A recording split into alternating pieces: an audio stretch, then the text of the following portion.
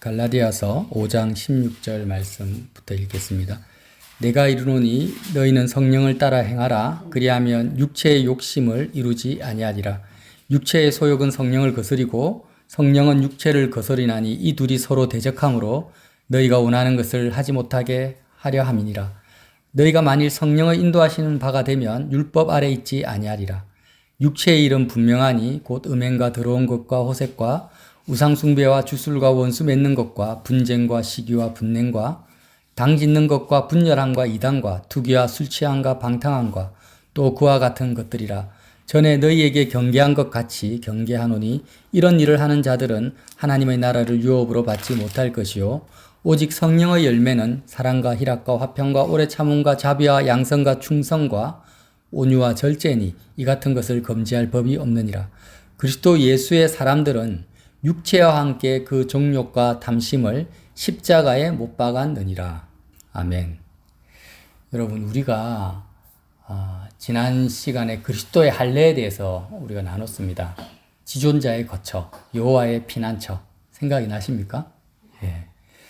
우리 마음은 우리 자신이 우리 마음의 속성, 내 마음의 특성에 대해서 좀 잘 이해를 해야 돼요. 이걸 이해하지 못하면 우리 스스로가 어떻게 될지 아무도 장담을 못해요.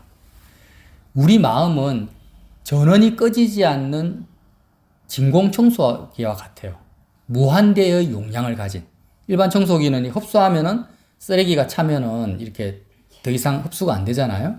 근데 저와 여러분의 마음은, 사람의 마음은 무한대로 흡수하는, 또 한 번도 쉬는 적이 없어요.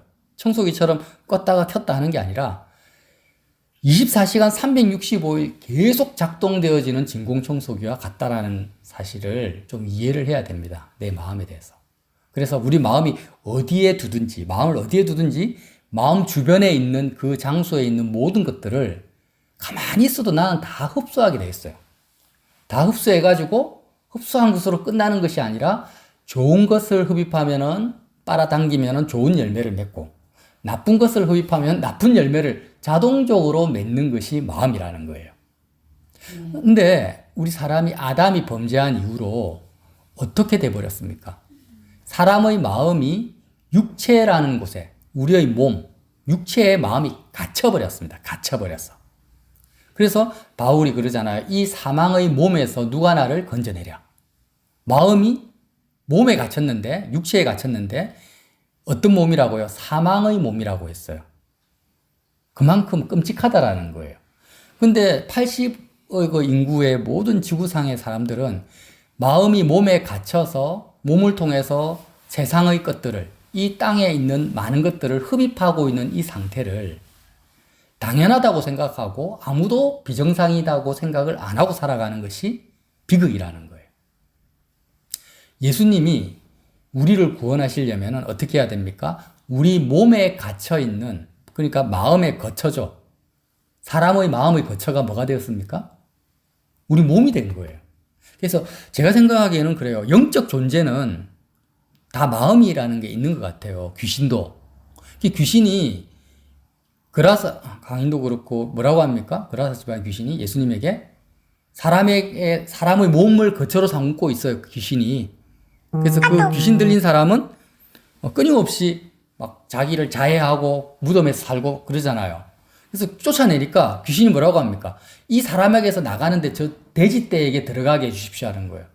그러니까 어떤 마음을 가진 영적 존재는 항상 거처가 필요한 거예요. 귀신이라 할지라도 사람이 거처가 됐다가 심지어 돼지 몸이라도 필요한 거예요. 근데 그러니까 우리 마음도 어때요? 나의 육체가 거처로 삼고 있는 거죠. 사망의 몸에 갇혀 있다. 이 상태를 옛사람이라고 합니다. 다른 성경에 보면 그러니까 옛사람이라는 개념 우리가 잘 알아야 돼요. 옛사람. 원래부터 인간이 타락한 그 상태의 사람이다. 마음이 몸에 갇혀 있다. 그러면 몸에 갇혀 있으니까 마음이 흡입력을 작용하잖아요. 어떻게 합니까? 몸을 통해서 접하는 이 세상, 이 땅에 있는 것들을 계속 흡수하는 거예요. 뭐든지. 자동적으로. 그렇게 해서 나타나는 그 열매가 뭐냐. 오늘 갈라디아서 5장 19절에 나오는 거예요. 사람의 마음이 육체에, 이 사람의 사망의 몸에 갇혀서 나타나는 육체의 일은 분명하니 음행과 더러운 것과 호색과 우상숭배와 주술과 원수 맺는 것과 분쟁과 시기와 분냄과 당진, 분열한 것 이런 것들이 나타나는 거예요. 여기서 벗어나는 사람은 없어요. 아무리 돌을 닦는 수도승이나 아주 철학자나 아주 그냥 그 성격이 아무리 좋은 사람이라 할지라도 그 사람이 자신의 마음이 육체에 갇혀있는 사람은, 사망의 몸에 갇혀있는 사람은 여기서 벗어날 수 없습니다. 성령의 일은 사랑과 희락과 화평과 이런 거잖아요. 그 사람도 사랑하던데, 희락하던데, 화평하던데, 온유하던데, 하지만 그것은 다 외식입니다. 거짓이에요. 오늘 현저하다 했잖아. 분명하다라는 뜻이거든요.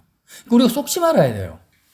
어떤 사람을 봤을 때 예수 그리스도 안에 마음이 있지 않은 사람은 그가 할 수 있는 최선은 뭐밖에 없어요. 육체의 일 이상은 할 수 없어요.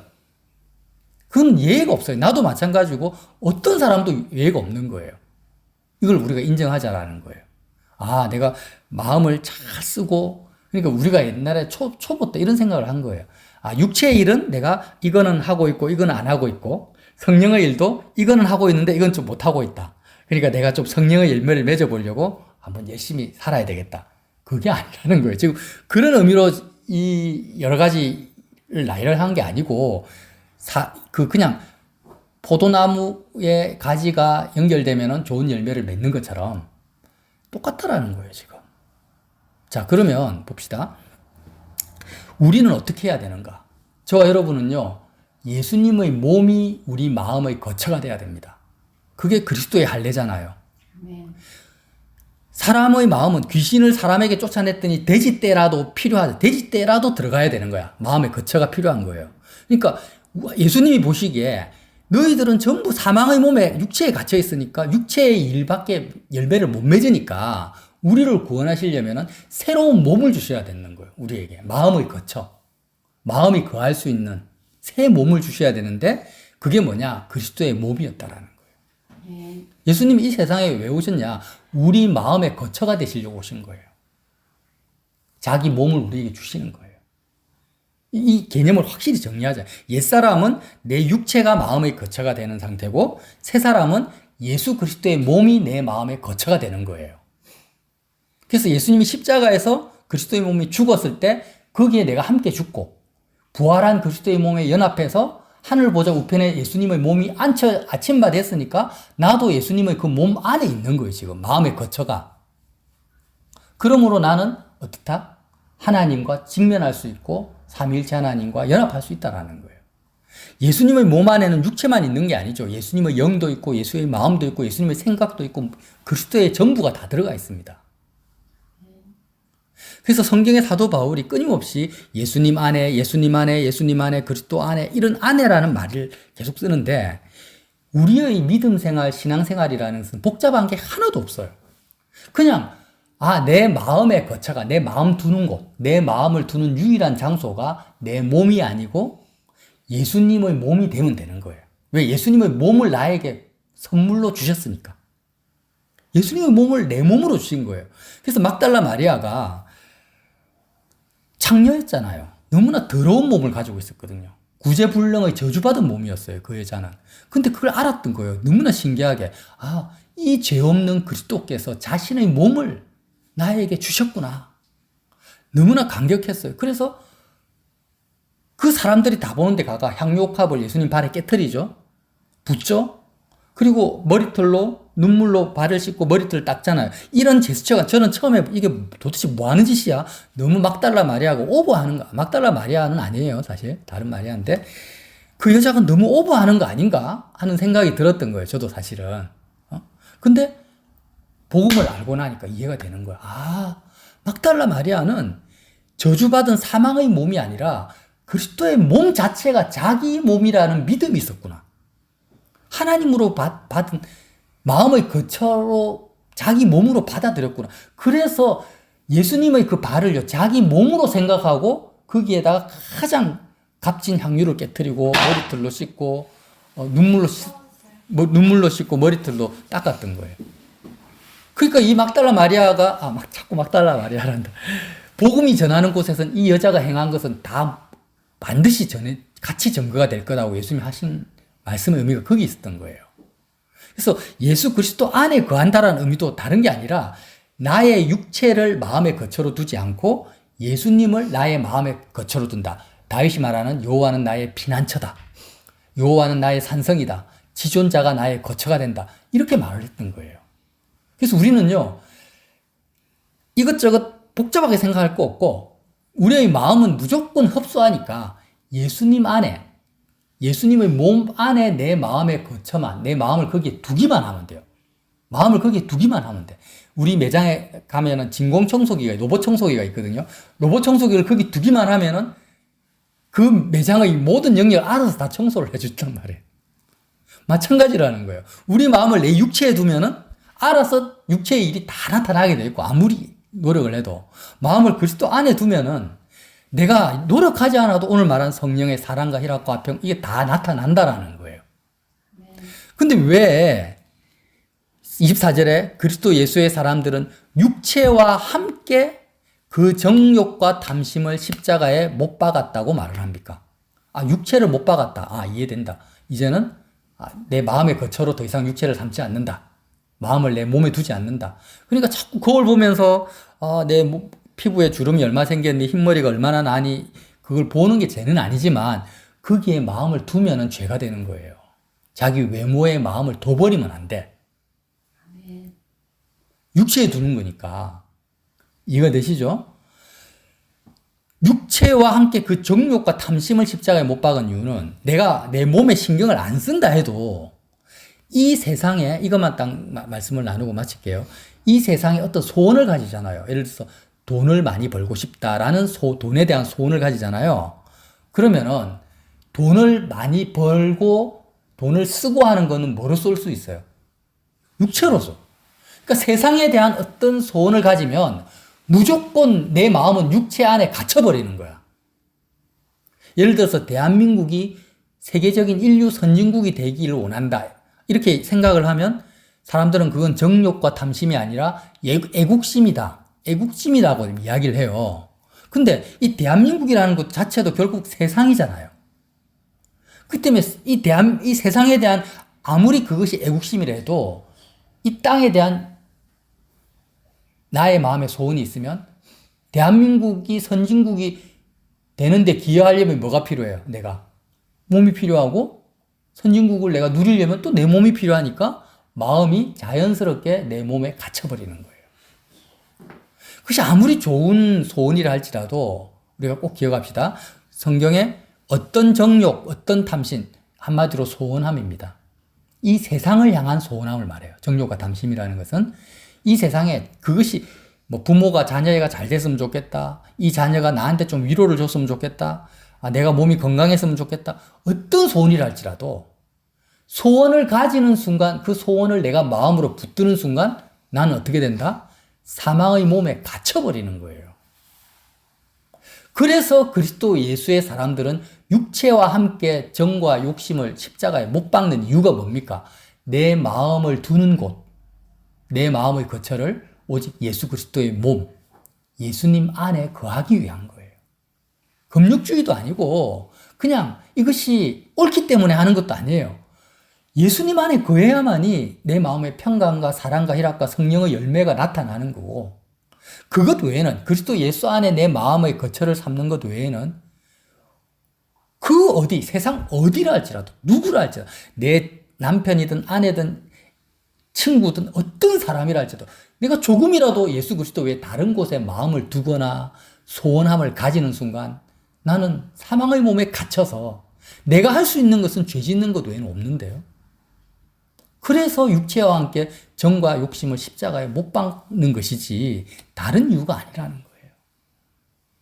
여러분, 이게 굉장한 우리에게 복음이거든요.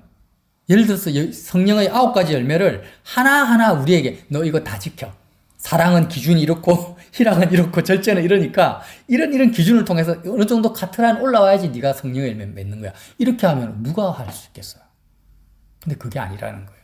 그냥 예수 그리스도 안에 우리 마음이 들어가기만 하면, 그리고 거기서 나오지만 않으면 돼. 나오지 않으려고 하니까 어떡합니까? 예수님 안에 들어왔어요. 예수님의 몸을 내 유일한 마음의 거처로 삼았어요. 귀신이 돼지떼 거처 삼는 것처럼. 돼지떼하고 예수님하고 비교가 됩니까? 근데 그 예수님을 나의 마음의 영원한 거처로 삼게 해주신 그 은혜가 얼마나 큽니까? 그렇게 들어왔는데 갑자기 세상을 살아가다 보니까 이것도 하고 싶어요. 저렇게 살고 싶어요. 나도 남들처럼 이렇게 해보고 싶고 그런 소원이 자꾸 생기잖아요, 우리는. 그 생길 때마다 그리스도 예수의 사람들은 아는 거예요. 그래, 저거 별거 아닌 거야. 별거 아니지만 저기에 내 마음을 두는 순간 나는 사망의 몸에 갇혀버려. 하면서 십자가로 가서 그 정과 욕심을 죽여버리는 거예요. 그리고 그리스도 예수 안에 계속 머무르는 거예요. 그렇게 하다 보니까 이제는 어떻게 됩니까? 나의 소원이 아니라 나를 향한 하나님의 소원이 이루어지기 시작하는 거죠. 나를 향한 하나님의 계획과 소원과 뜻이 이루어지는데 어떻게 이루어지냐? 성령의 열매로 이루어지는 거예요. 이전에는 내가 소원을 가지고 달려갔는데 어떻게 이루어집니까? 이루어져도 육체의 일로 이루어지고 온갖 분쟁과 시기와 다툼과 이런 걸로 이루어졌는데 이루어지고 나도 결국에는 파괴밖에 없어요. 아수라장이 돼버립니다. 주변이. 근데 하나님이 하시는 것은, 하나님의 소원은 너무나 아름답게 성령의 열매로 이루어지니까 이 맛을 본 사람들은 그 다음부터는 더 그리스도 안에 머무르려고 그리스도의 할례에 집중을 한다는 거예요. 그래서 이 개념, 내 마음은 꺼지지 않는 진공청소기다. 그래서 우리는요, 이 핸드폰 하거나 사람을 만날 때나 할 때 내 마음의 위치를 잘 봐야 돼요. 내 마음의 위치. 내가 지금 마음을 어디에 두고 있느냐. 어디에 마음을 두고 있느냐. 이게 제일 중요한 거예요. 포도나무 대신 예수님이 너가 나를 떠나서는 아무것도 할 수 없다. 이 무슨 말이에요? 너의 마음이 나를 떠나면 아무것도 할 수 없다. 이 말이잖아요. 그래서 마음의 위치를 자식한테 둬도 안 되고 부모한테 둬도 안 되고 항상 예수님에게 두고 특별히 그리스도의 몸에 두시길 바랍니다. 네, 이렇게만 하면 우리는 정말 아름다운 열매를 맺게 될 것입니다. 그래서 저와 여러분이 내가 계획하고 내가 애쓰는 삶이 아니라 하나님이 저절로 맺게 하시는 아름다운 성령의 열매를 매 순간마다 경험하시기를 예수님 이름으로 빌어드립니다.